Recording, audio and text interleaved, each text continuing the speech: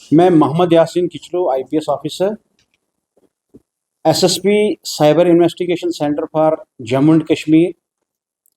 आज श्रीनगर में हमारी एक रिव्यू मीटिंग थी साइबर क्राइम के मुतलिक, और ये हमारे एसएचओ साहब हैं आशिक साहब, ये हमारे इंस्पेक्टर साहब हैं किरमानी साहब, जो यहाँ पर इन्वेस्टिगेशंस देख रहे हैं साइबर क्राइम की।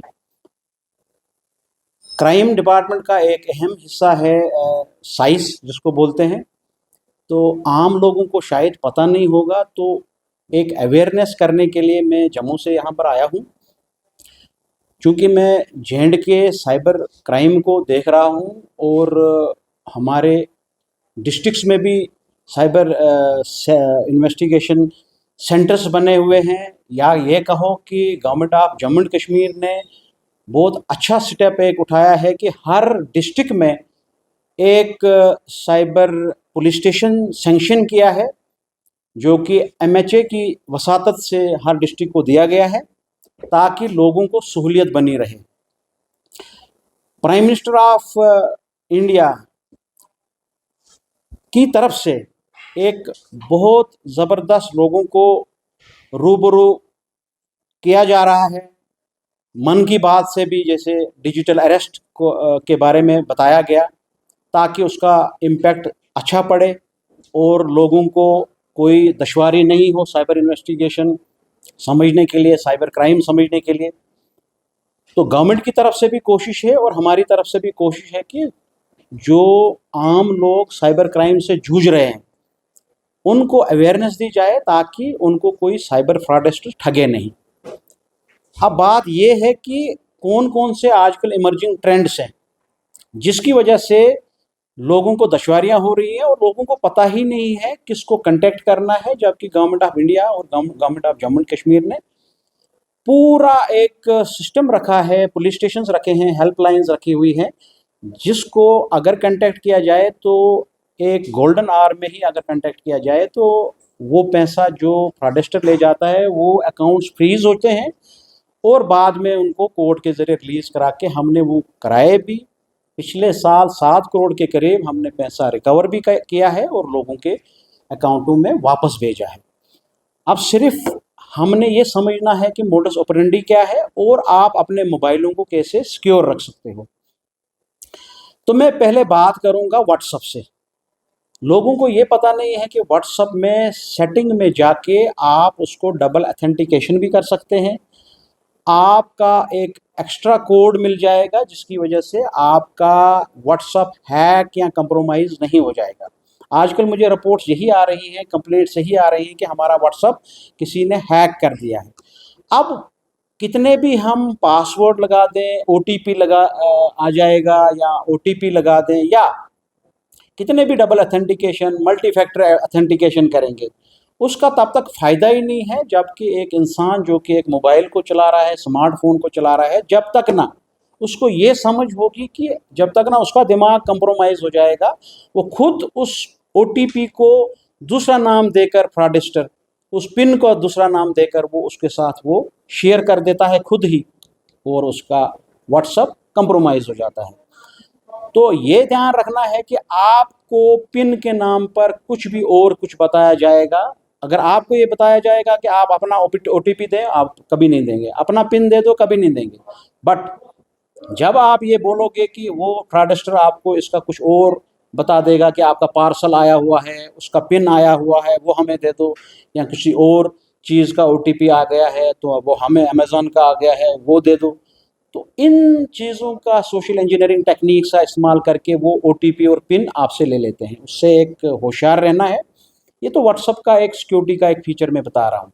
ऐसे ही फेसबुक पर जो प्रोफाइल पिक आप लगा रहे हो, एक तो हाई पिक्सेल्स होते हैं उसके, तो उसमें वो कॉपी करना उनको आसान हो जाता है, डाउनलोड करना आसान हो जाता है, क्योंकि आपने सेटिंग में उस प्रोफाइल पिक को लॉक ही नहीं किया होता है। कभी सेटिंग में जाके आपने इसको पब्लिक किया होता है, जो भी, और फ्रेंड रिक्वेस्ट, आप जो भी आपको फ्रेंड रिक्वेस्ट करता है आप उस फ्रेंड रिक्वेस्ट को एक्सेप्ट करते हो, जिसकी वजह से कोई भी आपके उस फेसबुक को कंप्रोमाइज़ कर सकता है या उस फेसबुक से क्लोन बना सकता है। आपके दोस्तों को फ्रेंड रिक्वेस्ट करके आपसे पैसे लिए जाते हैं और आप कंप्रोमाइज़ हो जाते हैं। रिसेंटली एक नया ट्रेंड चला है जिसमें एक फ़ोटोग्राफ दिया जाता है, भेजा जाता है और बताया जाता है कि भाई इसको पहचानते हो, ये मिसिंग है। कोई बुज़ुर्ग का फ़ोटोग्राफ दिया जाएगा। अननोन नंबर से ज़्यादा ये आते हैं। वो फ़ोटोग्राफ क्या होता है कि उस फ़ोटोग्राफ के अंदर मैलवेयर छुपा रहता है, समझो बैड वायरस एक छुपा रहता है या ऐसा कोई प्रोग्राम छुपा रहता है, कोड छुपा रहता है जो क्लिक करने के बाद आपको डाउनलोड होके आपके मोबाइल फ़ोन को कंप्रोमाइज़ करेगा। वहाँ से आपका सारा डेटा लीक होके आपका जो बैंक की ऐप्स हैं वो कंप्रोमाइज़ हो जाएँगी या आपकी गैलरी कंप्रोमाइज़ हो जाएगी या आपका फ़ोन का जो क्रिटिकल डेटा है वो कंप्रोमाइज़ हो सकता है। तो बेहतर क्यों ना है कि आपके साथ कोई लिंक दिया जाएगा या आपको कोई क्लिक करने के लिए कोई पीडीएफ दिया जाएगा आपको। हाँ जी, आज पीडीएफ आते हैं कि आपके दफ्तर से आ सकता है, आपका कोई भी भेज सकता है, उसमें भी वो कोड छुपा रहेगा। तो इस वाली मोडस ऑपरेंडी जो है साइबर फ्रॉडस्टर्स की, इसको स्टेगनोग्राफी बोलते हैं। तो मेरी ये गुजारिश रहेगी आवाम को कि कोई भी ऐसा फ़ोटोग्राफ, ऐसा कोई लिंक मत दबाएँ या क्लिक करें जिसकी वजह से आपको उस फ़ोटोग्राफ से कोई ऐसा कोड आपके फ़ोन में आ जाएगा जिसमें ऑटोमेटिकली आपका फ़ोन कंप्रोमाइज़ हो जाएगा। आपने बारहा सुना होगा कि आजकल 2 चीज़ें वैली में बड़ी आम हो रही हैं, वो हैं पिग बुचरिंग और सेकंड नाम जो दिया गया इस साइबर क्राइम का, उसका नाम दिया गया साइबर स्लेवरी। ये केसेस बहुत आम हो रहे हैं। अभी गवर्नमेंट ऑफ इंडिया ने कम से कम कश्मीर के कुछ बच्चे भी बचा दिए हैं इस साइबर स्लेवरी से। ये आपके कंबोडिया में या म्यांमार के बॉर्डर्स में इनको लिया जाता है बच्चों को, प्लेसमेंट एजेंसीज़ के तौर पे वो अपने आप को प्लेसमेंट एजेंसीज़ या कंसल्टेंसीज़ अपने आप को बताते हैं या कोई ऐसा कोई वेबसाइट मिलेगा जिसमें ये बताया जाएगा कि आपके बच्चे के लिए कि हम इनको बाहर प्लेसमेंट कराएँगे। होता क्या है, वो प्लेसमेंट के चक्कर में उनको यूएसए का झांसा देकर या किसी और मुल्क का झांसा देकर ये इनको अल्टीमेटली कंबोडिया या म्यांमार बॉर्डर्स पर लेकर वहाँ पर एक कमरे में बंद कर देते हैं और वहाँ पर उनसे साइबर क्राइम करवा देते हैं। तो ये वाले केसेस भी आम हो रहे हैं। तो ख़ासकर मैं वालिदैन से और बच्चों से ये एक गुजारिश करूँगा कि ऐसे एजेंसीज़ में या प्लेसमेंट से पहले इनकी कन्फर्मेशन और इनकी वेरिफिकेशन करना बड़ा ज़रूरी है, नहीं तो आपका बच्चा अल्टीमेटली इस साइबर स्लेवरी का शिकार हो जाएगा। आपने बारहा सुना होगा कि आप अपना मोबाइल किसी भी जगह एयरपोर्ट या कहीं पर फ्री चार्जर से आप चार्जिंग पोर्ट से अपने मोबाइल को चार्ज करते हैं, वहाँ पर भी एक साइबर फ्रॉडस्टर या साइबर क्रिमिनल आपका कंप्रोमाइज़ कर सकता है फ़ोन चार्जर के थ्रू।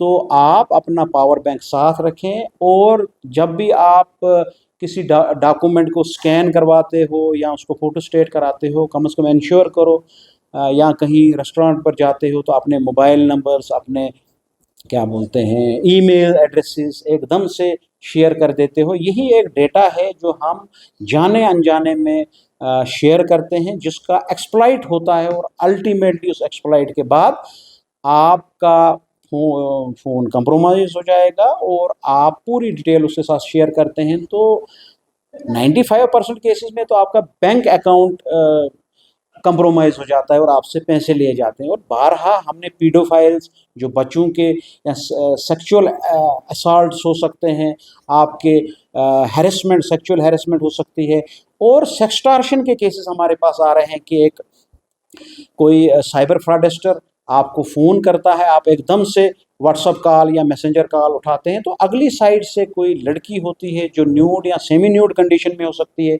अगर लड़की को फ़ोन करेंगे तो लड़का न्यूड या सेमी न्यूड कंडीशन में हो सकता है, जो स्क्रीन रिकॉर्डिंग के ज़रिए उसकी रिकॉर्डिंग करके आपको धमकाता है कि मैं इसको यूट्यूब पर चलाऊँगा, आपके पेरेंट्स को दिखाऊँगा, आपके फैमिलीज़ को दिखाऊँगा। आप इसमें डर के, आपका कसूर होता नहीं है मगर उसके बावजूद भी आपको ब्लैकमेल के ज़रिए आपसे पैसा लेते हैं। तो मेरी गुज़ारिश रहेगी, आपको घबराने की ज़रूरत नहीं है। इन तमाम केसेस में जब भी आपको प्रॉब्लम आ जाएगी, 1930 को कॉल करें, हम आपकी मदद के लिए तैयार हैं। और जो नज़दीकी साइबर पुलिस स्टेशन या पुलिस स्टेशन आपके पास होगा, उसको आप इतला दे सकते हैं। इसमें घबराने की कोई बात नहीं है, साइबर पुलिस आपके साथ है। और आपको अ, ये महसूस नहीं होना चाहिए कि आप अकेले हैं, वी आर विद यू। और एक हम इस अवेयरनेस के ज़रिए ये भी एक पैगाम डीजीपी साहब का पहुंचाना चाहते हैं आपको कि हम पीपल फ्रेंडली हैं। और आपको कभी भी कोई प्रॉब्लम आ जाती है तो हमारा साइबर पुलिस स्टेशन क्राइम में भी है और जम्मू में भी है। और हमारा 1930-247 आपकी मदद के लिए रेडी है। तो